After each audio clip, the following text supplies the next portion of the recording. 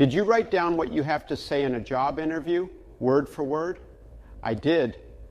I learned the trick from Glenn. Glenn and I worked on the same project at a bank. He was the project manager, I was the business analyst. Our typical day was divided between business and technical teams, which were blocks away. So it became a daily routine that we walked from one building to the other building on King Street for almost a year. As we walked, we talked. Glenn told me story after story of him working as a project manager. I was so impressed that I secretly jotted down every story from memory, hoping that one day they would help me become a project manager, earning $300,000 a year. So I was copying him and counting. After 30 stories, he ran out and started to tell me the same stories again.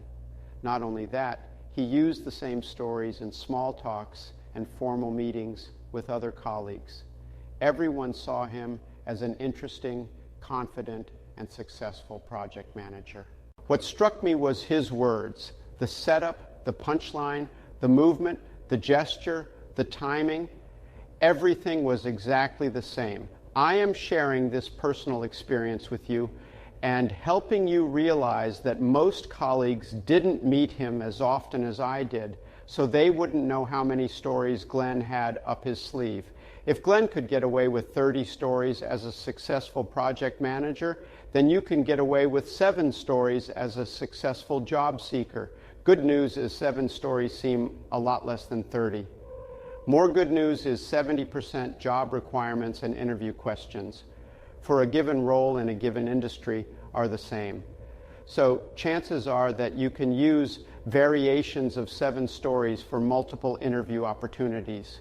It's well worth your time. I encourage you to sit down with your mentor, predict 7 questions that hiring managers are most likely to ask you, write down 7 stories, then over-practice them to look interesting, confident, and expressive in job interviews.